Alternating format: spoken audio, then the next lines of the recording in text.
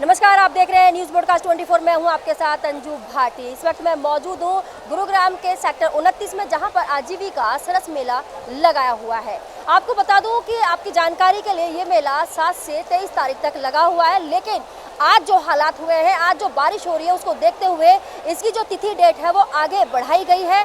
कब तक बढ़ाई गई है ये अभी कंफर्म नहीं है, लेकिन हाँ, आने वाले लोगों के लिए, आने वाले पुरुषों और महिलाओं के लिए ये एक अच्छी खबर है कि जो हालात चल रहे हैं बारिश को देखते हुए, जो खराब हो रहे हैं, उसको देखते हुए यहाँ के मैनेजमेंट ने और यहाँ के मैनेजमेंट के साथ केंद्रीय मंत्री, उन्होंने खुद कहा है कि जो तिथि है उसको आगे बढ़ा दिया जाएगा। अब आपको सुनवाते हैं कि केंद्रीय मंत्री गिरिराज सिंह जो आज उद्घाटन के लिए यहाँ आए हुए थे, उनका इस पर क्या कहना है। देखिए आगे महिलाओं के लिए मार्केटिंग के लिए क्या करते हैं। देखिए आप देखें, हरियाणा में पहले 8,500 घरों तक ही 2014 तक हम पहुंच पाए थे यहाँ की सरकार देश में, और आज 55.5 लाख घरों में हरियाणा में गए। देश में पहले 2 करोड़ 35 लाख घरों तक गए थे, आज 8.5 करोड़ घरों तक गए हैं।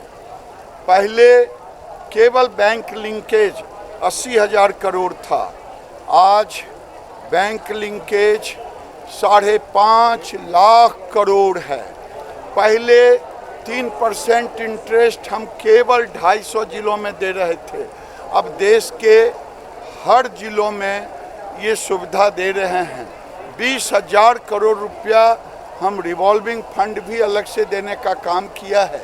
और मार्केटिंग के लिए 1999 में सरस मेला की शुरुआत हुई, लेकिन आज सरस मेला अब तकनीक के ज़माने में, इलेक्ट्रॉनिक के ज़माने में, अब हम फ्लिपकार्ट, अमेज़न, जैम पोर्टल और उसके साथ साथ कई एंटरप्रेन्योर को इनके साथ जोड़ रहे हैं।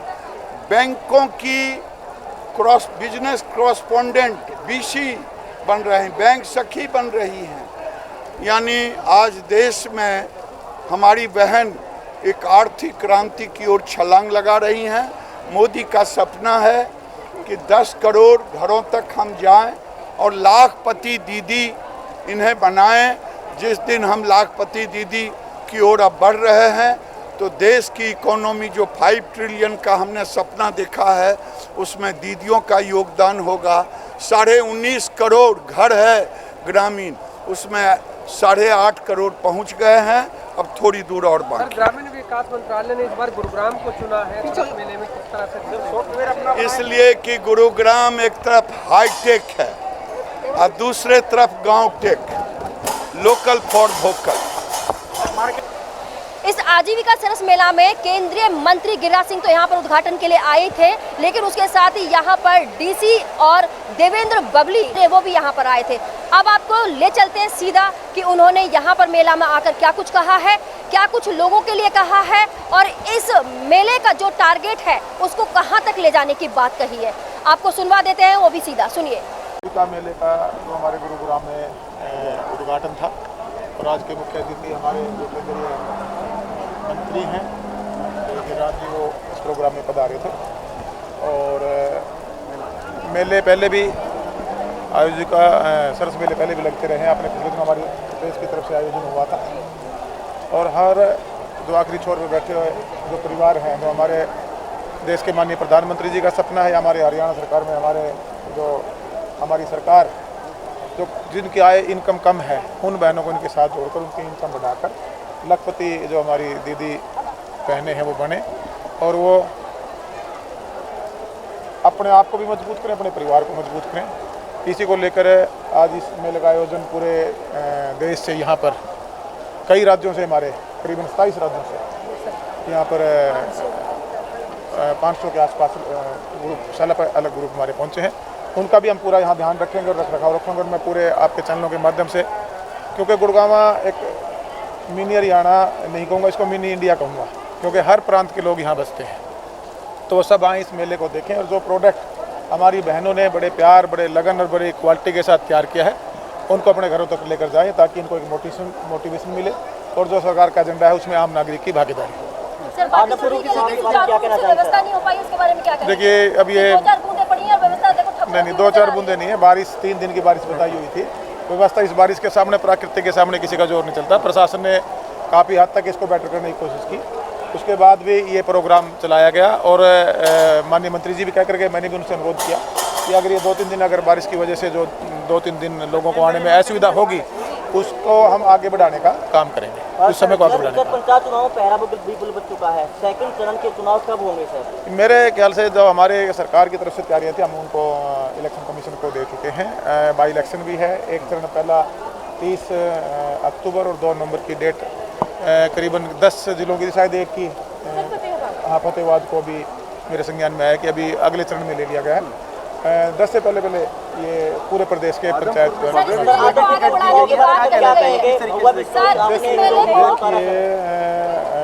उपचुनाव है और भव्य जी हमारे बीजेपी की तरफ से उनको टिकट दी गई है। बिल्कुल आज लोग समझदार हैं, सरकार के साथ फैसला लेंगे, डेवलपमेंट सबको चाहिए। इसके साथ ही मेले की जो तिथि बढ़ाने की बात कही गई है, तो कोई तिथि तय की गई है जिससे लोगों में भ्रामक ना फैले? नहीं, उसके अंदर मान लीजिए आज 2 दिन से मौसम खराब, अभी और संभावना शायद रहेगा। जितने दिन हमारे यहाँ नीड होगी, जिस ढंग से यहाँ 2-3 लूज होंगे, 2 से 3 दिन आगे बढ़ाने का काम। ठीक है सर, थैंक यू। हो जाएंगे, जाम की व्यवस्था बहुत ज़्यादा हो जाएगी, तो उससे निपटने के लिए क्या व्यवस्था की गई है? इसमें हमारी कोशिश है, आज सुबह से भी प्रशासन जो है वो पंप्स वगैरह इंस्टॉल करना अलग अलग जगह पे, चाहे वो अंडरपासेस हों, चाहे वो नेशनल हाईवे के कुछ हमारे स्पॉट्स बने हुए हैं वहाँ पे जहाँ जल भराव ज़्यादा होता है, तो वहाँ हमारी कोशिश रहेगी कि वहाँ पंप्स वगैरह इंस्टॉल करके पानी को निकाला जाए। अभी तक स्थिति सामान्य है, अभी भी आज मैंने कई जगह का मौका देखा है और उसमें किसी इस तरह की कोई दिक्कत जो है सामने नहीं आई है। आगे भी कोई कोशिश रहेगी हमारी कि पंप्स वगैरह लगा करके पानी को जल्दी निकाला जाए। सर आखिरी सवाल, सरस मेला हर बार लगता है लेकिन इस बार नेशनल लेवल पर लगाया जा रहा, तो इसमें सुरक्षा व्यवस्था को लेकर क्या इंतजाम किए गए, खासा इंतजाम क्या है? हमारे सारी प्रशासन की, पुलिस प्रशासनिक अधिकारियों की ड्यूटीज़ हैं इसमें और काफ़ी अच्छी अरेंजमेंट की गई है। बारिश की वजह से 2-3 दिन जो है मेरे ख्याल से इनकन्वीनियंस 2 दिन अभी हुई है, कल भी फोरकास्ट है रहेगी, उसके बाद जो है वापस से व्यवस्थाएं जो है सिरे पे आएंगी। सर कहीं ना कहीं देखा जा रहा है कोरोना जो अभी पूरी तरह से गया नहीं है, कोरोना गाइडलाइंस का किस तरीके से पालन किया जाएगा? देखिए अभी टेस्टिंग की जो रिपोर्ट आ रही है उसमें पॉजिटिविटी रेट बहुत ज़्यादा नहीं है, तो एक तरीके से ये एक अच्छी खबर है। लेकिन जैसे ही अगर नंबर ऑफ़ केसेस बढ़ते हैं तो हमारी कोशिश रहेगी दोबारा से हम गाइडलाइंस फॉलो करें। जो फेस्टिवल सीज़न अभी आने वाला है उसमें बाज़ार में बड़ी संख्या में भीड़ रहने की उम्मीद है, तो उसमें थोड़ा सा हमें कोशिश रहना पड़ेगा कि जो ज़रूरी काम है तो ही हम मार्केट्स विज़िट करें और थोड़ा प्रिकॉशन जो है इसमें ज़रूर हम लेते रहें। शुक्रिया सर। जिस तरीके से रोचक भरी बातें सुनने में आ रही थी कि सरस मेला में बहुत कुछ देखने को मिलेगा, वाकई में अलग अलग, आपको बता दें आपकी जानकारी के लिए, यहाँ पर 27 राज्यों से 500 महिलाएं आई हैं अपने हस्तशिल्प कार्यशैली को यहाँ प्रदर्शित करने के लिए, अपने हाथों से बनी कलाकृतियों को दिखाने के लिए, जो उनमें भरपूर गुण भरा हुआ है। अलग अलग जगह यहाँ पर मैनेजमेंट जो अलग अलग क्षेत्रों में दिखाया गया है मैनेजमेंट ने, और अलग अलग कार्यशैली उनकी यहाँ पर आज दर्शाई जा रही है। 7 तारीख से ये मेला शुरू हो गया था। हालांकि इस मेले का जो ओपनिंग थी वो कल से ही हो चुकी थी, लेकिन उद्घाटन आज से हुआ है जो 7 से 23 तारीख तक चलेगा। इसके साथ ही ये मेला आगे भी, इसकी जो तिथि है वो आगे भी बढ़ा दी गई है। तो लोगों से यही है कि इस मेले में ज़रूर आएँ और हस्तशिल्प कार्यशैली जो यहाँ की सहायता समूह की जो महिला है उन्होंने बड़ी मेहनत से उन चीज़ों को बनाया है, उनको आकर ज़रूर देखें, खरीदें। आपकी ज़रूरतमंद की जो जितनी भी तमाम चीज़ें वो यहाँ पर मौजूद है। लेकिन इसके साथ ही मैं आपको बताने जा रही हूँ कि परसों यहाँ पर 3 बजे के करीब हम आने वाले हैं। जो दर्शक मौसम खराब के चलते यहाँ तक नहीं पहुँच पा रहे हैं, हमारे माध्यम से आपको कोने कोने की हर एक चीज़ से रूबरू कराएंगे। किस कार्यशैली क्या है, किसके पास क्या, कौन कौन कहाँ से आया है, किन किन राज्यों से आया है और क्या क्या खास व्यंजन है, उन सभी से आपको रूबरू कराएंगे। कैमरा पर्सन परवीन के साथ मैं अंजू भाटी, न्यूज़ ब्रॉडकास्ट 24। नमस्कार।